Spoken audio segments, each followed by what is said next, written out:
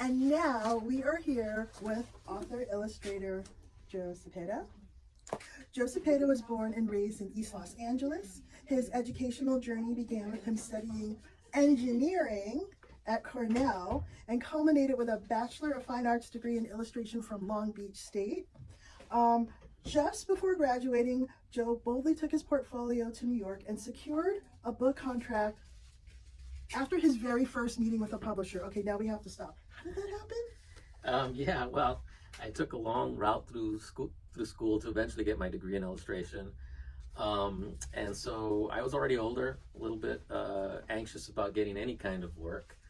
And after getting a degree in illustration, I was primarily focused on getting work in the editorial market, books or magazines, primarily newspapers and such. And I did a little bit of that work for a while. I was an editorial cartoonist. Actually, that's what kind of sent me to get a degree in illustration, is that I thought I could do editorial cartooning, which I did for some local newspapers and stuff. But once I got my degree in illustration, I sort of figured out that most roads to illustration led to New York City. So I wanted to get back there. I had some friends there, and I decided to make a trip of it and planned out a sort of drop-off kind of operation there. I even got one of those maps of Manhattan, and you know those little pins with the little ball pins, and sort of war room, if that's the appropriate word, like how I would drop off. And that wasn't that long ago, but you could still do drop-offs at, there. And so I dropped off at a number of magazines, and I dropped off at some publishers, children's books primarily, because right before this trip, I kind of sent out some feelers, and lo and behold, a few children's book editors said yes. And so I had a couple appointments at least. And one of those was Monday morning about 9 o'clock, and I took my portfolio in there. And this gentleman was looking at it, and he could see the work he liked or whatever, but I think there was only really two pieces that I did right at the end, or right before leaving, I should say, that were sort of children's book influenced, based on a half a story that I had written years before that I just kind of found. So when he got to the end of my portfolio and he saw those, he asked me what those are about, and I went on to tell him it was a half-written story. I kind of did this little on-the-spot mini synopsis of it, and then he just said, "Okay, give me a second." He grabbed my portfolio, took it back, showed it to art directors, and then when he came back, he stuck out his hand and said, "I promise you, when you finish that story, I will publish it." So the story I always tell is I walked out of the building at Putnam, and like Mary Tyler Moore, if you will, put my hat in the air, I own this town. That's the story I always tell. This is so easy. Yeah, exactly. I don't know what people are talking about. Exactly.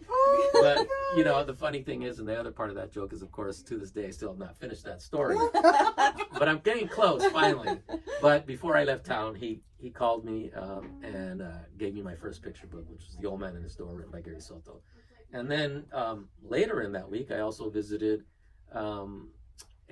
with VBA at Scholastic, and who, pretty much also off the street kind of looked at my stuff, and a couple of months later, she gave me my second picture book. So another book that just came out, The Best Worst Camp Out Ever. Yeah.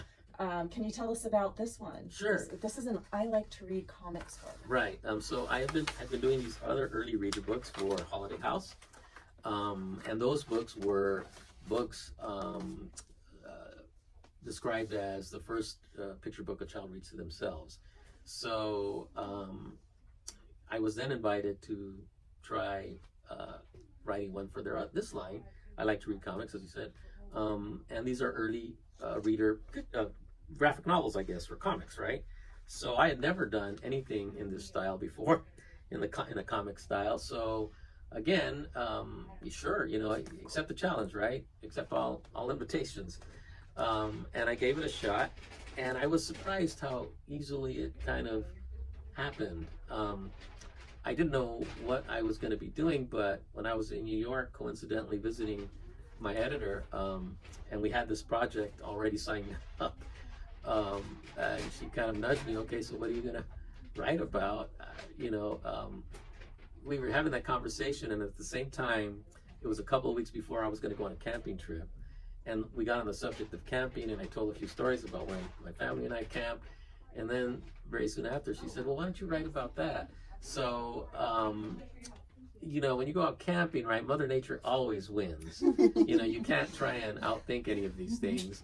And our family had an experience. We were at Kings Canyon, we were camping and set up our tent and all that.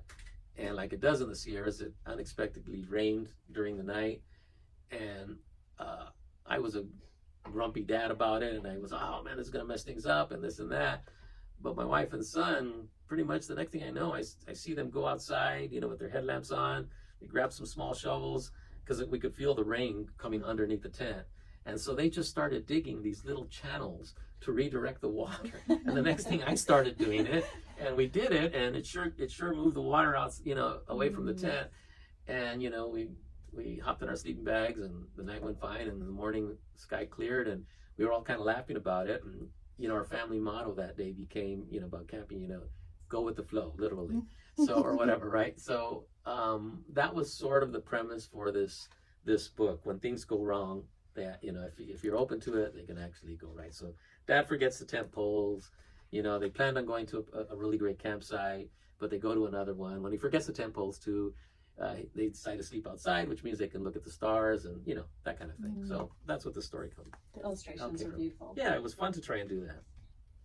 So aside from writing and illustrating your own books, you have also illustrated books for many others, including like Toni Morrison. Right. So what's it like to, what's the difference between writing and illustrating your own book and being an illustrator or illustrating someone else's original story? You know, in some respects, well, first of all, I illustrated other people's manuscripts for most of my career. So coming to write my own as well as illustrate is still a new experience for me, and I'm still finding out what that's like. However, I kind of sort of carry a small little chip on my shoulder about illustrating other people's manuscripts, in that I find that like almost illustration at its best in a way, because you really should be surrendering to the story. The collaboration is not with the author, right? Another person's, the other person necessarily. It's with the story, and together you are creating this third thing, this book. So my posture, or you know, the way I have to look at it is I have to make this story great. Somebody else, sort of, if you will, gave birth to this thing. Now I'm raising it. And that's quite a responsibility. And you don't get to generally talk to each other about how to raise this No, yeah, you don't want to, right? Here's how I raise it. Right, yeah, it's quite the thing that an author does, giving their manuscript to someone, you know, because my position is, look, if it comes at my door, I'm raising it now, and cross your fingers and hope that together this turns out to be a good thing. I also hold on to my part of that. Professor, and this is before I was even knew I was going to be doing books, talked to us while I was studying illustration at Long Beach State, and he once said, you know, when it comes to illustrating other people's words, it's a bit of an insult to just echo and illustrate the author's words. They're beautiful in and of themselves. Your job is to, I don't know if enhance is probably not the right word, but to create those pictures that tell the story additionally, or, and you know, however you do it. Because if I were just echoing and writing what was or illustrating what's on the page, I don't think I'm doing my job. And I think I'd lose interest very quickly. I don't want to just copy the words. I want to, as an example, if I'm illustrating, Casey at the Bat, No Joy in Mudville or something, I always look for scenes that are not necessarily in the words. What was Casey feeling when he was sitting in the dugout? Was he nervous? Was he flipping a coin? Could care less? Did he bring his kid to the park that day, or whatever? You know, all of those things may not be in the manuscript. And many often, if an author is doing their job well as a picture book writer, that's what they're doing, right? They're leaving a lot of room for the illustrator to create. And that's how I kind of do that. And I even do that with my own writing to some degree.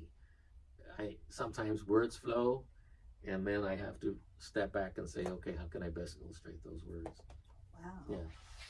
That's cool. Yeah, and I think I'm lucky in that early on, because I wasn't attached to style so specifically, I broadened my working techniques a bit. So my early editorial stuff, I worked in collage and montage and different things, and even my books changed slightly style wise, one book to the next. So I try and adopt a picture making style or whatever, or technique to whatever that story needs. It's kind of the, what was it, the Michael Jackson thing about leave your egos at the door or whatever, with the We Are the World, when they recorded that, and all these people came in that maybe it was not Harry, Quincy Jones, I think, told these people, leave your egos at the door. And that's kind of what you have to do. What does the story mean? I may want to, like, I work both digitally and traditionally. Most of my books initially were done traditionally, but I'm working in both styles now. But I may even adjust them within those mediums, because one story might feel soft. Another story is quicker, is more narrative, and so that makes my picture making change. I don't want to. As a matter of fact, I get a little creeped out sometimes, to a degree, when someone says, "Oh, I know your style," a little bit. I'm flattered, but on the other hand, and somewhere in my head is like, "Oh, I think I should change. Maybe I should adjust, or something new should be happening." Actually, I find your style so varied. When you look at the images you've posted on your website, it's really diverse. Yeah, I try to be. And I think it's really, maybe that's the more voice aspect of it. I always want to be speaking authentically, but I guess I pride myself if I can speak different languages, visual languages. You know what I mean? That sounds like it goes back to what you're saying. It's all about what the story wants. Yeah, absolutely. So you are letting the story lead you, as opposed to being like, this is what you're about. This is what the style is. I think I felt it during this novel experience, even more so. I think I was speaking with my friend Meg Medina once, and we talked about story and whatever, and I think she said it, or we both said it together. You got to get out of the way of the story. It's got to find its path, its way out. And that's what you're really trying to do. And it's more fun that way, when it reveals itself. You know what I mean? When you're like, this is what's happening, and you're corralling it, and then you realize there's this story in the room that's floating around, and you're all just kind of dancing and finding how to do it. Wow, that is magical, but practical. With the marrying that with a craft. Like I said, I know I'm repeating myself, but composition is like one of those things, those structures that tells me, okay, this is how you actually get the job done. You know what I mean? You have to compose and get the reader to go from this point. This is not free form, whatever. I'm telling a story. It has a beginning and ending, a middle. It has all these scenes. And so if I have worked on my skill set, composing specifically, then I can bring that reader through the path of the story in a way that everybody wins. I feel like this is like just a master class. So where can our viewers find you? Cepeda.com is my website. I'm on the social media things. I'm not a big social media person, so don't expect a lot of activity there. But Cepeda.com, I think, is the easiest place to find me. Or just Google me or whatever. Yeah, we'll drop the links below. Yeah, and also, for the kids, Joe has some amazing coloring pages on his website. I do. During COVID and all that, I think a number of us illustrators were just trying to figure out how we could help or whatever. And there were, I think I just saw that illustrators were doing coloring pages so kids could do at home. So I did some. So if you go to my website and you look, I forget where they are, but they're there. Yeah, you scroll down and you can find it in the menu. And yeah. I said for kids, but really I might do them too. Okay. So they're for adults. I really like doing them. I should go back to that. Do another one. Yeah. Yeah.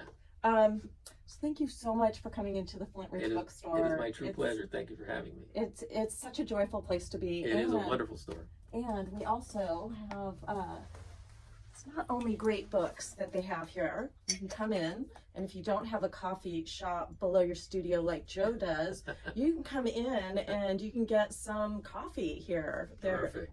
$3. Bring a mug, buy a mug, or use their provided cups. That's a terrific mug. I know it's a literary mug with some great. I think it's probably all the Right. burn books. Yeah, all the banned yeah, because you books. got mouse on there. Oh yeah, they are the Right, banned yeah. books. You're right. Yeah, See, support the that's banned books. there you so go. That's a good there's reason one right way, there. and also come in and buy some. There you go. And also they have pig jacks. If you're of a certain age, you'll remember playing jacks with the ball and the little shiny pieces. Well, this is a ball and little pigs. And you can step on them and they probably won't hurt as much as real jacks. So Gathering up little pigs. they've got in this so tree. many things here. So many things. Yeah, so come on in, and maybe we'll see you here next time. Thank you. Hopefully so. Thank you. All right. Excellent.